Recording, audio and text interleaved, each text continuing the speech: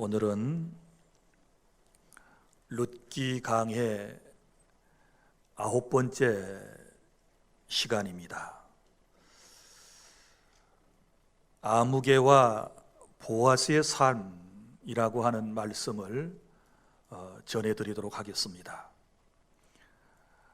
하나님의 은혜로 구원받은 성도는 신자로서 최선을 다하는 삶을 살아야 하는 것입니다. 오늘 주신 말씀을 통해서 그리스도인으로서의 나의 삶이 정말 하나님 말씀에 비추어 볼 때 하나님이 기뻐하시는 선택과 그러한 삶을 살았는지를 말씀을 통하여 깊이 성찰해 보고 하나님께 바로 서는 그런 시간이 될 수 있기를 바랍니다. 지난 시간 보아스와 룻이 나누었던 대화를 생각해 보시기를 바랍니다.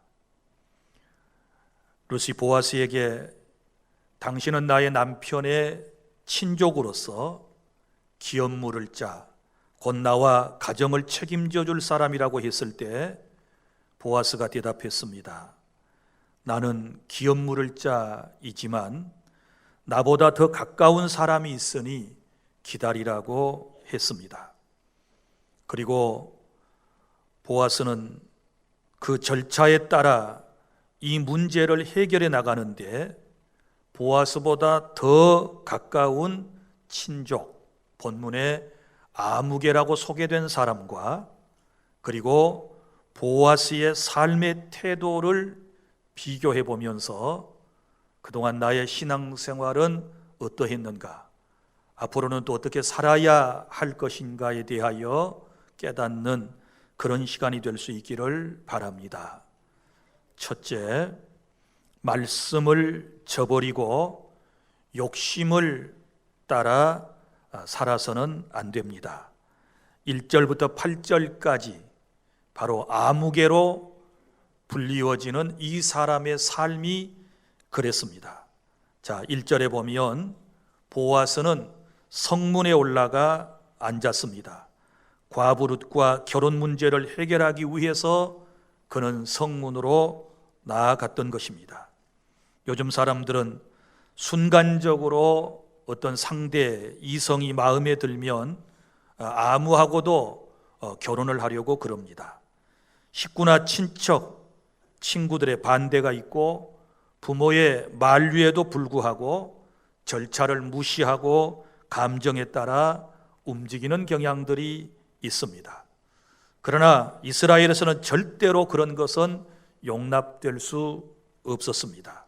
결혼은 개인의 문제가 아니라 가족의 문제였고 가문의 문제였고 또한 이스라엘 공동체의 문제였던 것입니다. 지금 보아스는 공적인 절차를 따르기 위해서 당시 사람들이 많이 모이는 성문 앞 광장에 앉아서 한 사람을 기다리고 있습니다. 그런데 마침 보아스가 생각했던 사람, 기업물을 짜가 그리로 지나갔습니다. 그래서 그를 불렀습니다.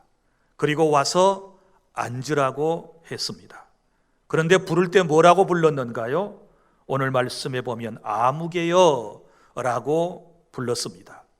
여러분, 잘 아는 친척인데 촌수가 가장 가까운 사람인데 그의 이름을 몰랐을까요? 그렇지 않았습니다. 그는 분명히 그의 이름을 알고 있었을 것입니다. 그런데 아무개여 하고 불렀다라고 하는 것은, 그리고 후대에 성경을 기록한 사람이 아무개여라고 하는 말을 그대로 사용했다라고 하는 것은 이제 그 사람의 가치를 인정하지 않았기 때문에 그런 것입니다. 별로 가치 없는 사람, 육신의 감정에 따라서 욕심에 따라 살아가는 사람은 굳이 성경에 그의 이름을 밝힐 필요가 없다라고 생각을 했기 때문에 그의 이름은 여전히 아무개로 나와 있는 것입니다. 자, 이제 그 아무개 씨에 대한 이야기를 여러분이 들어보시기를 바랍니다. 2절에 보면 보아스는 기업 물을 자의 1순위가 되는 그 아무개라고 하는 사람을 불러놓고 앉게 했습니다. 그리고 사람을 보내어서 성읍의 장로 10명을 초청해서 그들도 앉게 한 다음에 기업 물을 자 1순위인 그 아무개에게 말문을 조심스럽게 열었습니다. 3절에 보면 모압 지방에서 돌아온 늙은 나오미가 우리 형제 엘리멜렉의 소유지를 팔려 한다고 했습니다. 그러니까 아마 엘리멜렉이 베들레헴을 떠나면서 약 10여 년 동안 누군가 그 엘리멜렉의 밭을 경작하고 있었던 것이고 10년 후에 돌아왔을 때 소유권은 여전히 엘리멜렉과 나오미와 그리고 두 아들에게 있었다라고 하는 것을 알 수 있습니다. 자, 여기 말씀에서 이제 모압 지방에서 돌아온 늙은 나오미가 우리 형제의 소유지를 팔려 한다라고 했을 때 이 말을 들은 1순위 아무개는 귀가 솔깃했습니다. 친척 중에 성인 남자가 자식을 낳지 못하고 죽으면 친척들이 그 소유지를 살 수 있었기 때문입니다. 친척 가운데서도 촌수가 가까운 사람인 자기가 살 수 있었기 때문에 그는 마음에 솔깃함을 가졌습니다. 4절에 보면 보아스는 나오미 곧 그의 남편 엘리멜렉의 소유지를 율법에 따라 여기 증인인 장로들이 보는 가운데서 그것을 네가 사라고 말했습니다. 바로 그것을 말하려 알게 하려고 너를 부르고 여기 그 증인들로서 장로들을 초청하였다라고 설명을 하는 모습을 볼 수 있습니다. 그리고 말씀 가운데 보면 여기 보아스가 1순위인 아무개에게 이렇게 말했습니다. 만일 내가 물으려면 물으려니와, 이 말은 무슨 말이에요? 엘리멜렉의 밭을 네가 살려면 그 말이죠. 살려면 사려니와, 만일 네가 물으지 아니하려거든, 이 친척의 밭을 사지 아니하려거든 너의 다음은 나요. 내가 이제 우선순위가 생긴다고 보아스가 그에게 말하는 것입니다. 그 외에는 물을 자가 없느니라. 이렇게 자초지종을 설명을 하게 되었을 때 이 기업 물을 자의 1순위가 된 아무개가 뭐라고 대답했습니까? 그가 이르되 내가 물으겠다. 자기가 그 친척의 밭을 고엘 제도, 기업 물을 자의 제도에 따라서 사겠노라고 대답을 했습니다. 이 사람은 계산이 매우 빠른 사람이었습니다. 자, 땅을 사서 늙은 과부를 먹여 살리고 또 나오미가 나이가 많아 아이는 낳을 수가 없으니 곧 그가 머지않은 장래에 죽게 될 것이고 그러면 그 땅이 자신의 것이 될 것이라고 생각을 하고 자기가 그 소유지를 사겠다고 대답을 했던 것입니다. 이제 5절 말씀으로 이어집니다. 반전이 일어나는 것을 볼 수 있습니다. 이 아무개의 말을 들은 보아스가 한 말입니다. 5절 말씀입니다. 보아스가 이르되 내가 나오미의 손에서 그 밭을 사는 날에 곧 죽은 자의 아내 모압 여인 루색에서 사서 그 죽은 자의 기업을 그의 이름으로 세워야 할지니라 하니. 자, 이게 무슨 얘기인고 하면 밭만 사는 것이 법이 아니고 밭과 함께 이제 이 가문의 씨를, 후손을 계속 이어가기 위해서 룻과 결혼도 해야 된다라고 하는 말을 하게 되었던 것입니다. 자, 그랬더니 이 사람이 고민에 빠지게 된 것입니다. 다시 한번 생각을 해보아야 했습니다. 나오미뿐만 아니라 룻까지도 책임을 져야 한다는 이 말은 그에게 엄청난 부담을 가져왔습니다. 아직 젊은 여인이기 때문에 아이를 낳게 되면 그 땅은 그 아이의 소유가 되고 그렇다면 생각이 달라지는 겁니다. 적어도 4가지 문제를 그는 급하게 계산해 냈습니다. 먼저는 땅값을 당장에 지불해야 한다.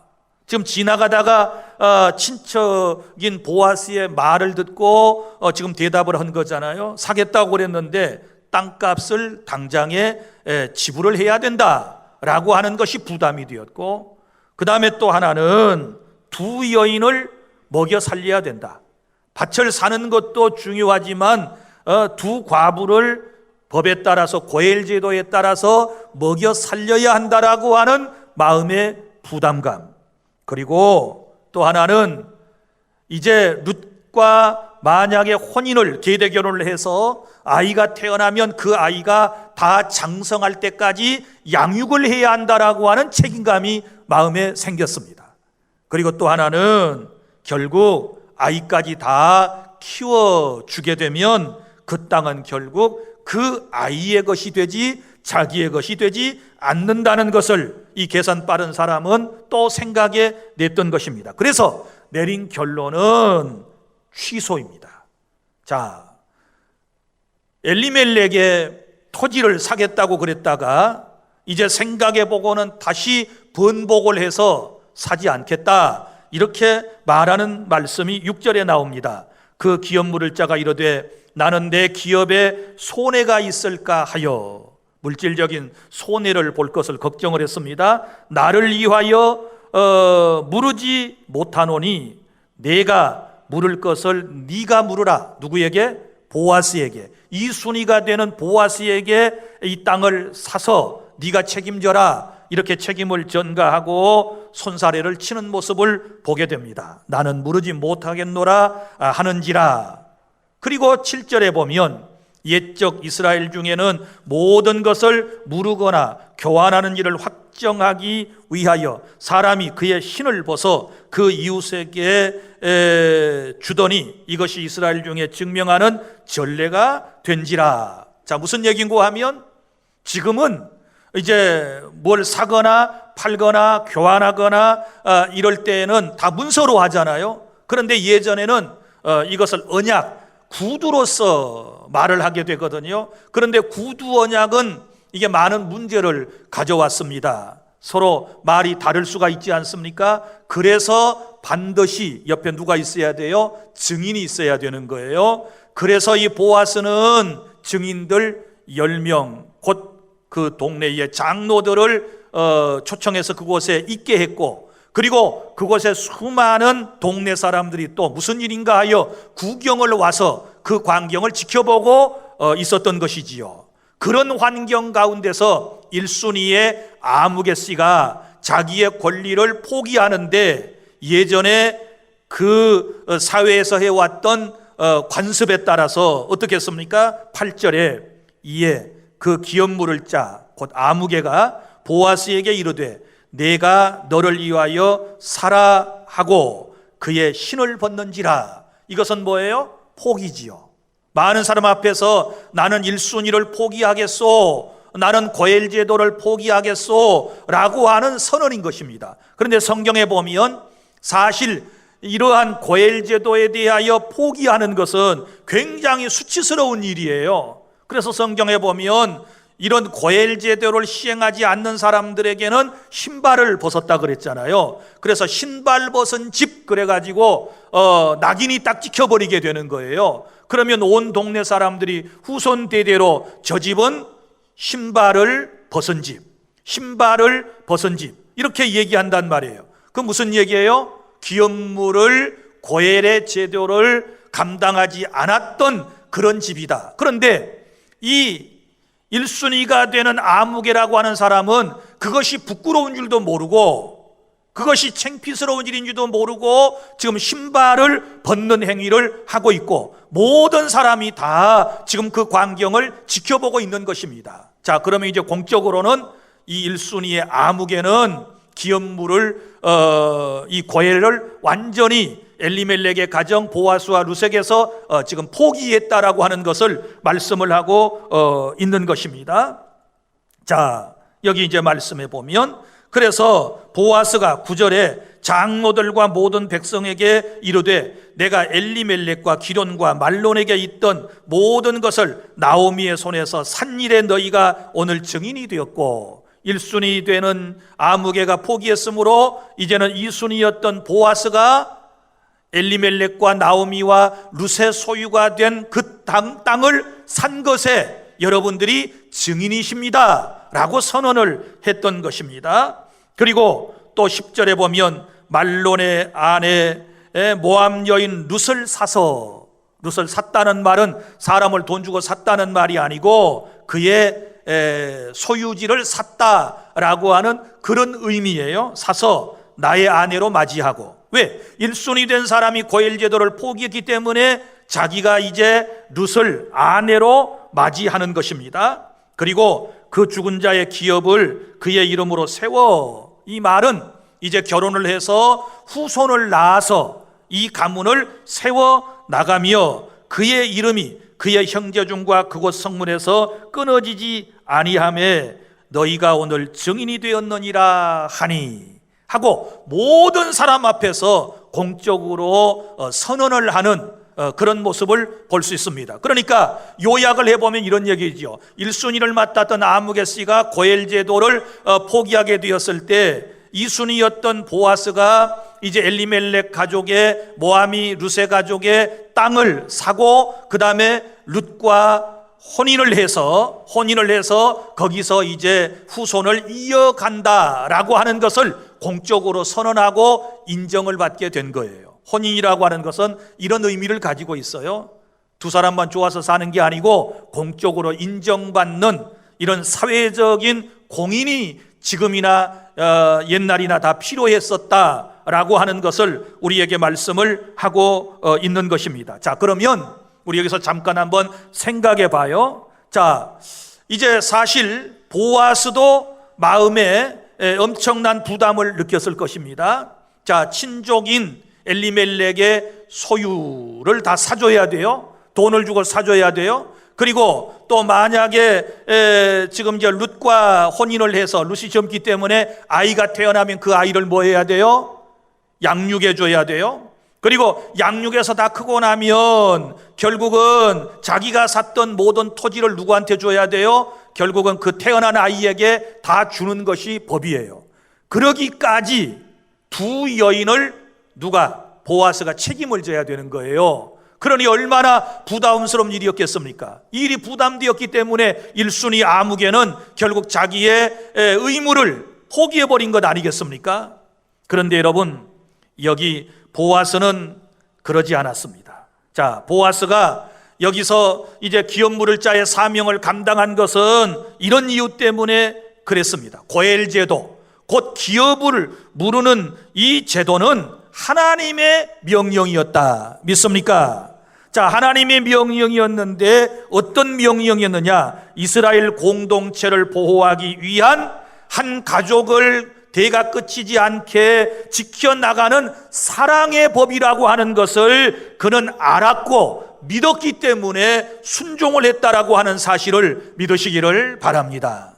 이것이 중요해요. 그러니까 하나님이 명하신 고엘 제도이니 마땅히 내가 힘들고 어려워도 내가 물질적인 손해를 보고 내가 희생을 한다 할지라도 이 말씀에 순종해야 한다라고 하는 그 마음과 믿음에서부터 이 보아스는 룻을 아내로 그리고 그의 재산을 사주었다라고 하는 것을 깨달을 수 있기를 바랍니다.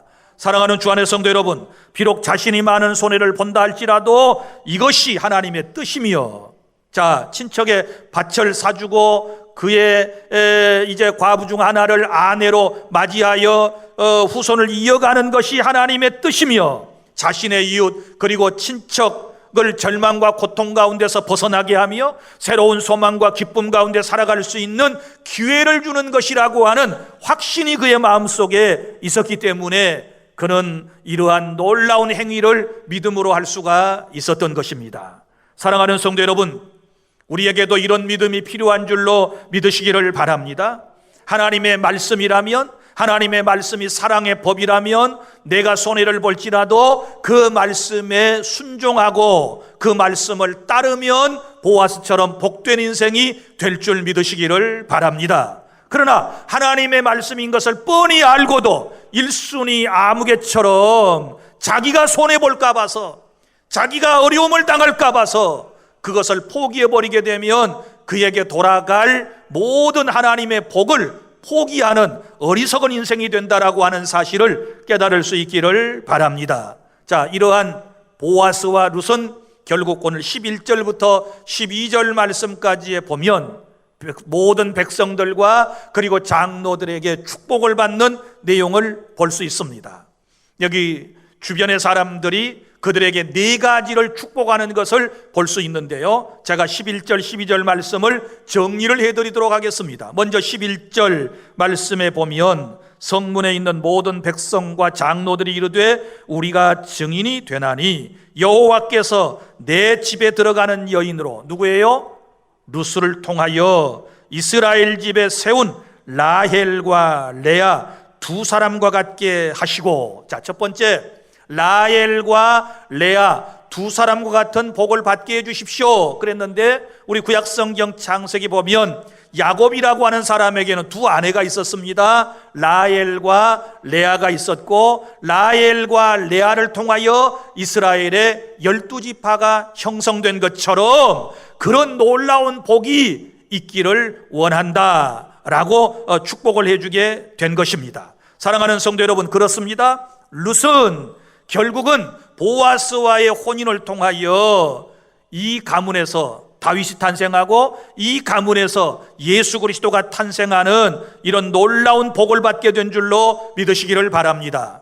처음에 모압 땅에 돌아올 때는 빈손으로 왔습니다. 모압 땅에서 올 때는 통곡하며 돌아왔습니다. 두 과부가 돌아왔습니다. 그러나 이제 하나님께서 이들의 인생을 회복시켜 주심을 믿으시기를 바랍니다.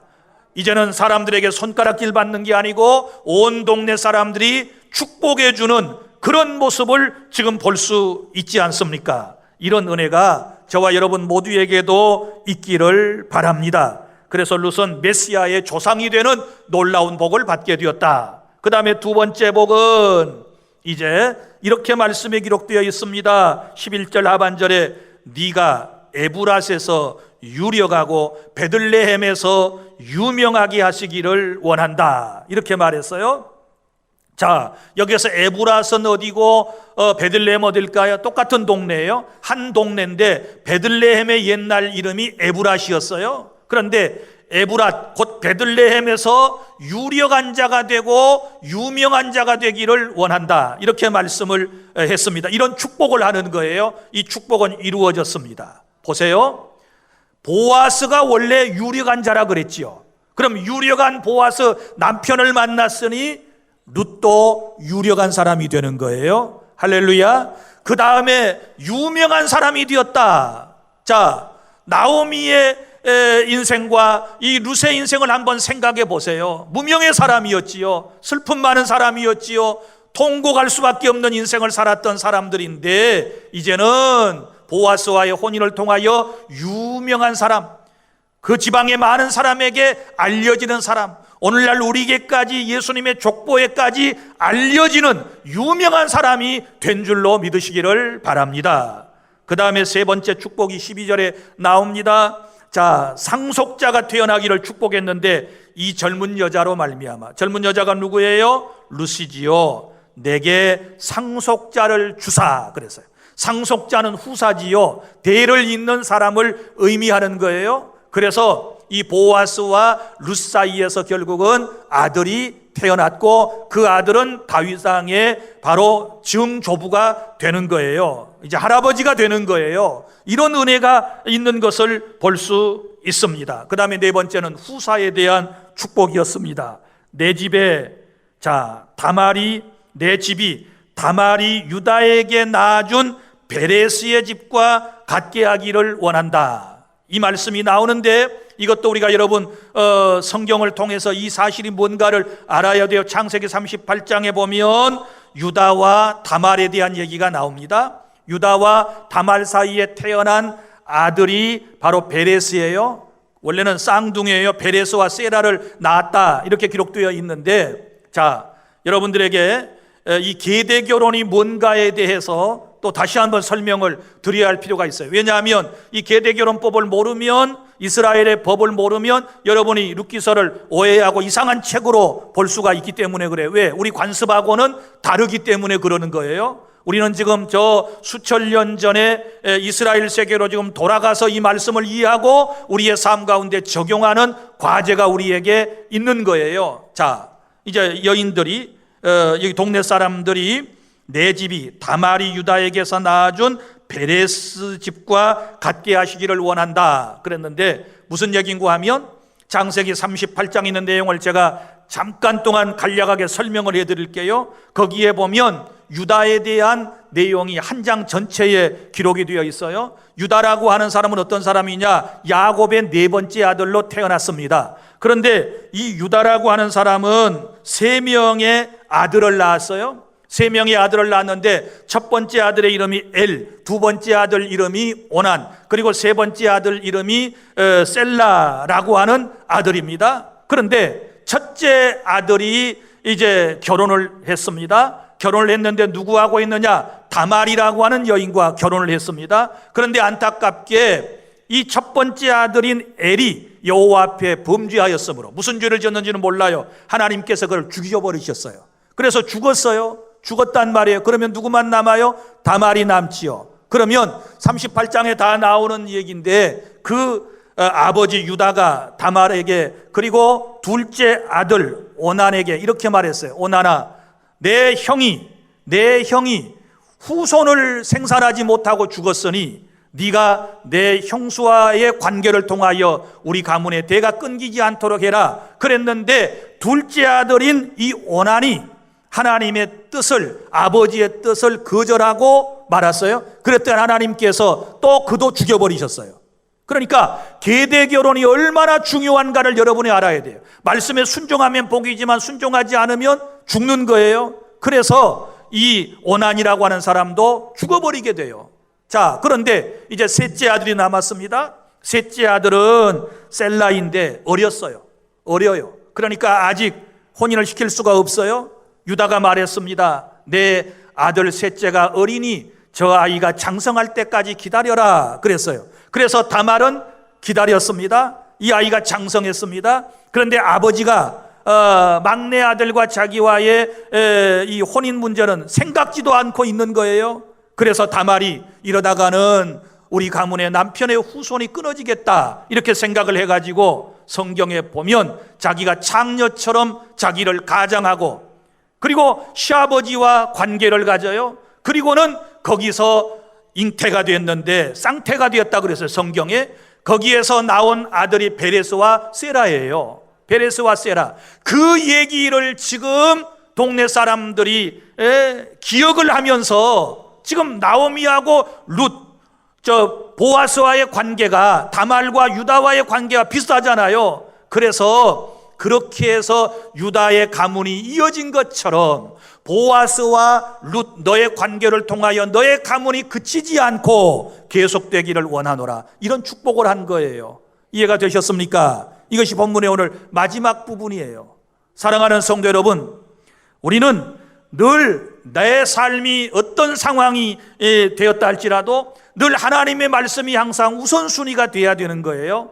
그래서 하나님의 말씀에 보아스처럼 순종하고 내가 희생하고 헌신하게 되면 예수님의 조상이 되고 또 예수님의 족보에 오르는, 그리고 복받는 놀라운 은혜를 입게 될 줄로 믿으시기를 바랍니다. 이제 말씀을 맺습니다. 사랑하는 성도 여러분, 우리 그리스도인은 어떻게 살아야 할까요? 오늘 두 사람의 삶에 대하여 비교해서 여러분이 설명을 들으셨습니다. 한 사람, 기업 물을 자의 1순위를 가진 아무개라고 하는 사람은 욕심에 이끌려서 자기 계산에 빠져가지고 하나님의 말씀을 거역함으로 그는 신발을 벗어던지는 참 추한 모습을 보였고 하나님의 큰 약속된 복을 받지 못했어요. 만약에 이 사람이 기업 물을 자의 사명을 감당했다면 이 사람이 유명한 사람이 되었을 거예요. 그런데 세상의 것 때문에 그 물질의 욕심이 생겨서 희생하기 싫어서 결국은 더 큰 하나님의 복을 포기해버리는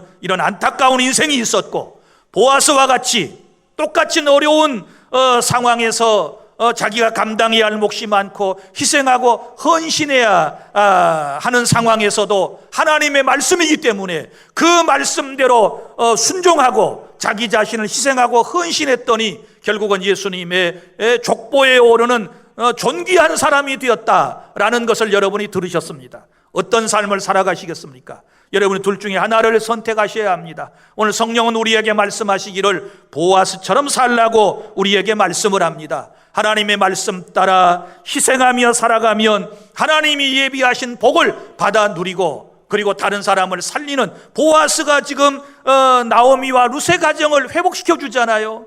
이처럼 이런 은혜를 체험하며 살아가는 그런 주 안의 모든 성도 여러분들이 다 되실 수 있기를 바랍니다. 기도하겠습니다.